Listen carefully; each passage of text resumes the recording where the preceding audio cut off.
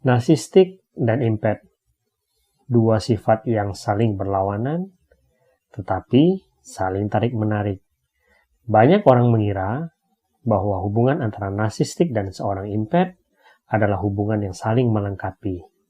Padahal, dalam kenyataannya, hubungan antara seorang narsistik dan seorang impet adalah salah satu hubungan paling toksik yang pernah ada.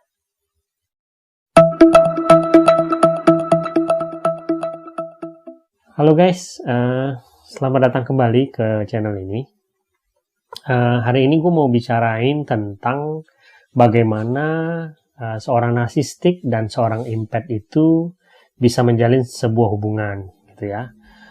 Di video-video sebelumnya kan gue udah nerangkan ya, gue udah menyinggung tentang bagaimana seorang narsistik dan seorang impet itu biasanya menjadi pasangan dan kemudian mereka membentuk sebuah keluarga yang sayangnya kebanyakan mereka akhirnya membentuk sebuah keluarga disfungsional gitu.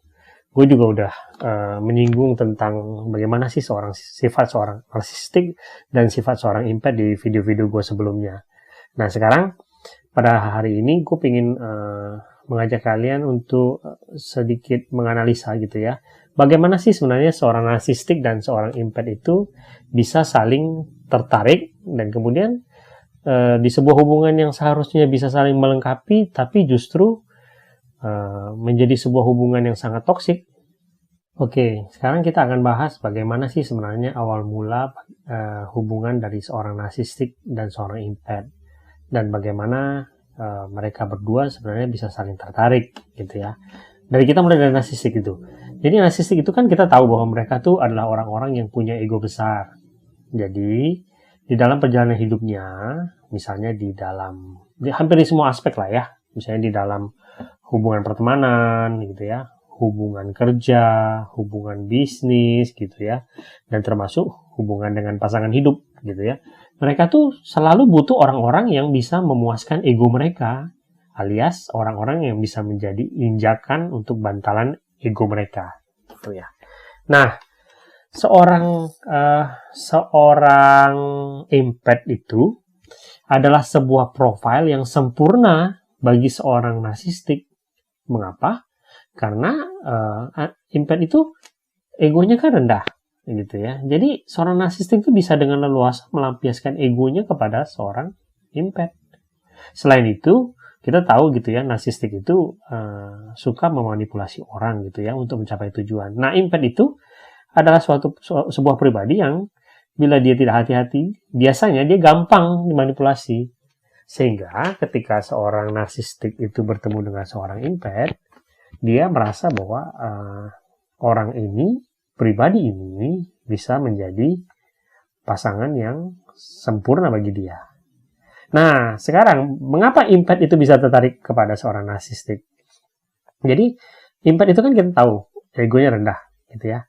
Dan empatinya tinggi gitu. Dia ingin selalu membantu orang lain gitu ya. Nah, di dalam mencari pasangan hidup, seorang impet itu juga menetapkan hal yang sama gitu. Jadi impet itu boleh dikatakan sebuah pribadi yang keinginan memberinya itu kuat gitu ya. Nah, impet bisa secara tidak sadar tertarik pada seorang narsistik karena seorang narsistik itu kan sebuah pribadi yang sebenarnya berkekurangan gitu ya. Dalam arti emosinya tidak stabil, mereka selalu haus akan pengakuan gitu ya, mereka selalu haus akan ego gitu ya. Nah, impet secara tidak sadar bisa merasakan itu dari seorang narsistik, dan impet seolah-olah merasakan bahwa dia bisa memberikan hal yang banyak kepada seorang narsistik. Itulah mengapa seorang impet itu secara nggak sadar dia juga menarik gitu, tertarik kepada seorang narsistik. Apalagi gini ya, kebiasaan ketika seorang narsistik dan seorang impet itu pada awal-awal hubungan mereka, seorang narsistik itu melihat seorang impet adalah target bagi mereka, gitu ya. Nah, pada saat awal-awal hubungan, seorang narsistik itu ingat bahwa seorang narsistik itu pintar memanipulasi, sehingga narsistik itu bisa mengetahui figur apa sih yang sebenarnya diinginkan oleh seorang impet. Nah, narsistik bisa merubah dirinya menjadi figur yang seperti diinginkan oleh seorang impet. Misalnya nih ya, dia bisa melihat bahwa impact ini misalnya orang yang senang melihat pribadi yang punya kemapanan misalnya dari segi finansial misalnya ya, atau apapun itulah. Nah, narsistik bisa melakukan apa saja untuk mewujudkan image, untuk menunjukkan kepada seorang image yang diinginkan oleh seorang impact itu. Atau misalnya melalui sosok lain ya, misalnya sosok yang lemah, sosok yang dizalimi gitu ya, sehingga itu memainkan rasa empati dari impact yang gampang untuk kasihan kepada orang lain gitu. Nah, image itu, manipulasi itu bisa dilakukan oleh seorang narsistik karena mereka sudah berlatih ya, berlatih dalam tanda kutip seumur hidupnya, karena itulah yang biasa mereka lakukan kan di dalam semua aspek kehidupannya mereka. Nah, si impact sendiri ketika bertemu dengan seorang narsistik yang bisa memberikan image itu kepada mereka, impact itu nggak pernah berpikir bahwa itu semua itu adalah sebuah kepalsuan gitu. Mereka nggak percaya kalau itu semua adalah manipulasi bagi mereka. Kenapa? Karena impact itu kan selalu berpikiran baik gitu ya. Mereka merasa bahwa oh ya gitu, bahwa nggak mungkin lah orang bisa melakukan ini semua. Nggak mungkin lah ini semua itu adalah kebohongan gitu misalnya bagi seorang impact. So mereka percaya gitu akan apa yang diberikan oleh si narsistik itu kepada mereka. Dan bagi impact ketika mereka melihat image itu, misalnya image yang misalnya dizalimi gitu ya misalnya, mereka merasa bahwa oh gitu, saya bisa memberikan banyak untuk orang ini gitu. So bagi seorang impact, hal itu memberikan sebuah sinyal bahwa mereka mungkin saya menemukan pasangan yang tepat nih. Nah, berikutnya ya, ketika mereka sudah mulai menjalin hubungan gitu ya, disinilah awal-awalnya hubungannya kan tetap terlihat baik gitu ya, di mata impact baik, di mata narsistik ya dia mendapatkan targetnya. Nah sekarang pertanyaannya adalah hal yang ditampilkan oleh narsistik ketika mereka dalam tahap mendekat dulu gitu ya, itu kan bukan hal yang asli. Itu sebenarnya kan hal yang palsu yang dilakukan oleh seorang narsistik gitu ya. Nah, pelan-pelan seorang narsistik itu akan menampakkan sifat asli mereka gitu. Di dalam arti semua topeng-topeng kepalsuan yang dulu mereka tampilkan itu pelan-pelan akan mulai pudar dan menampilkan wajah asli mereka. Namun, di dalam prosesnya itu, seorang narsistik itu biasanya akan mulai mengendalikan hidup dari seorang impact. Ingat, sekali lagi gue katakan, seorang narsistik adalah seorang jago manipulasi, gitu ya. Ketika dia ingin mengendalikan sang impact, mereka pelan-pelan gitu ya. Mereka akan pelan-pelan membatasi pergerakan si impact. Mereka mulai membatasi akses-akses kepada si impact. Mereka mulai membuat si impact mengalami ketergantungan kepada mereka. Mereka mulai mengendalikan sang impact. Mereka mulai menjadikan si impact boneka untuk melampiaskan egonya mereka. Nah, si impact tidak bisa menyadari itu. Mengapa? Yaitu seperti aku bilang, si impact itu terlahir dengan pemikiran bahwa dunia ini ya baik-baik saja. Nggak mungkin ada orang yang mau manipulasi orang sampai seperti ini, misalnya. Bagi mereka seperti itu, gitu. Mereka nggak sadar gitu, bahwa sebentar pelan-pelan bahwa hidup mereka itu sudah mulai dikendalikan oleh pasangan mereka, si narsistik itu. Nah, ketika ini semua terjadi, narsistik mulai menampakkan wajah asli mereka. Mulai mengendalikan hidup si impact.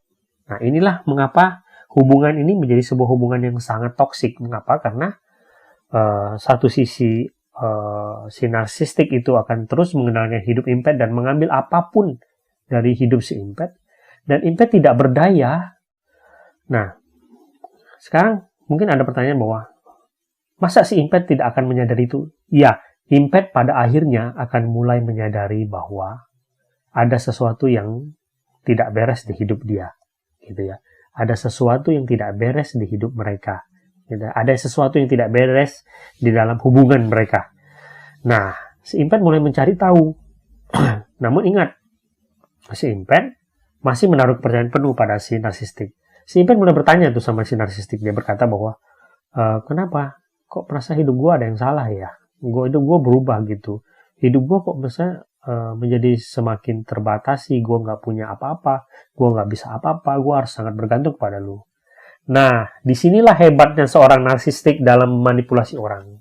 Narsistik akan menggunakan segala cara untuk membatasi si impat. Ingat, dia sudah membatasi si impat agar tidak punya akses apapun, sehingga si impat hanya bisa datang kepada si narsistik, dan narsistik dengan gampangnya akan memanipulasi si impat. Dia akan berkata bahwa, kamu tahu kan, dulu saya tuh baik banget. Ini semua tuh karena salah kamu, makanya saya harus begini, begini, dan begini. Itulah salah kamu mengapa hubungan ini tidak berjalan baik, mengapa hubungan ini tidak membahagiakan, misalnya begitu. Sehingga si impat yang dimanipulasi oleh si narsistik itu bergerak bukan mencari jawaban lagi, tetapi mulai menyalahkan dirinya sendiri. Gitu ya. Si impat merasa bahwa, oh ini salahku, mengapa pasanganku ini berubah gitu. Padahal yang terjadi kan sebenarnya si narsistik yang dulu itu ditampilkan ketika dia mendekati si impat itu bukan pribadi yang asli. Itu memang pribadi yang palsu yang sekarang ini yang asli gitu. Dan proses ini adalah proses yang buruk sekali, proses yang penuh dengan ketoksikan karena si impat itu hanya menjadi pelampiasan bagi seorang narsistik. Nah, sekarang pertanyaannya adalah, sampai kapan ini terjadi? Ada dua kemungkinan dari yang gue amati ya. Ada dua kemungkinan. Pertama, si impat akan terus menjadi bonekanya si narsistik. Bahkan bisa sampai seumur hidupnya. Gue yakin kalian pernah melihat gitu ya. Ada pasangan yang satu pasangannya selalu menjadi dalam tanda kutip menjadi budak dari pasangannya, dan itu berlangsung seumur hidupnya. Sampai ketika mereka membentuk sebuah keluarga, dan mereka mungkin sampai seumur hidupnya, sang si impat nggak bisa melepaskan diri dari cengkeraman narsistik dan terus menyalahkan dirinya misalnya, gitu ya. Namun ada kemungkinan kedua, ketika si impat mulai menyadari bahwa sebenarnya ini semua adalah manipulasi dari si narsistik. Nah, pada proses yang kedua ini, si impat mulai menyadari bahwa di luar yang mereka yakini bahwa tidak mungkin seseorang bisa memanipulasi orang lain begitu kejamnya, gitu ya. Mereka mulai menyadari bahwa, oh ya kemungkinan itu memang ada, gitu. Kenyataan itu memang ada dan itu terjadi pada mereka, gitu ya. Nah, dan mulailah si impat mencari tahu tentang apa yang terjadi pada dirinya gitu ya, apa yang terjadi pada hubungannya mereka. Ini bisa terjadi di kapan saja, bisa saja sebelum mereka menikah, bisa saja terjadi setelah mereka menikah gitu. Nah, pada proses ini kedua ini akhirnya kembali kepada si impat gitu ya, apakah dia mau melanjutkan terus hubungan ini atau bisa saja dia akhirnya memutuskan untuk keluar dari hubungan ini gitu ya. Ketika hubungan ini diakhiri, si narsisis sendiri mungkin akan mengerahkan segala cara agar supaya perpisahannya ini tidak terjadi gitu. Tetapi, bila impactnya cukup kuat untuk melepaskan diri dari si narsistik, maka hubungannya akan berakhir. Apa yang terjadi setelah itu? Biasanya, si narsistik akan mencari korban-korban baru lagi, gitu ya. Karena mereka memang melakukan itu seumur hidup mereka. Sedangkan si impat biasanya mulai punya pengalaman baru dalam hidup. Mereka punya perspektif baru dalam hidup bahwa ya ternyata hubungan itu bahwa kenyataan hidup itu tidak seindah yang mereka bayangkan gitu ya. Mereka tidak bisa seidealis yang mereka pikirkan dalam mencari seorang pasangan. Dan kemudian ya itu merupakan pelajaran yang berharga. Nah, hubungan yang berakhir ini menghasilkan kerugian yang sangat besar bagi seorang impat. Kenapa? Karena dalam prosesnya itu dari awal sampai mereka berpisah misalnya, ataupun misalnya dari awal sampai seumur hidup mereka kalau mereka memang tidak mampu berpisah gitu ya, itu memberikan kerugian emosional yang sangat besar bagi seorang impat. Karena selama hubungannya mereka banyak sekali supply dari seorang impat yang diputus oleh seorang narsistik. Dari supply finansial, misalnya supply pertemanan, supply pekerjaan, apapun itu mereka dikendalikan penuh oleh seorang narsistik. Belum lagi abuse misalnya. Apakah emotional abuse, apakah physical abuse, gitu, apakah sexual abuse. Biasanya itu banyak terjadi. Mungkin ada yang berkata bahwa seorang narsistik seharusnya pada akhirnya bisa menerima cinta dari seorang empath dan akhirnya berubah. Tetapi sayangnya di kebanyakan kasus perubahan itu tidak pernah terjadi. Mengapa? Karena narsistik tidak akan pernah berhenti mengambil apapun dari sang empath. Sebanyak apapun sang empath memberikan kasih sayang, memberikan supply, itu tidak pernah cukup bagi sang narsistik. Menyedihkan bukan? Sampai jumpa di video berikutnya.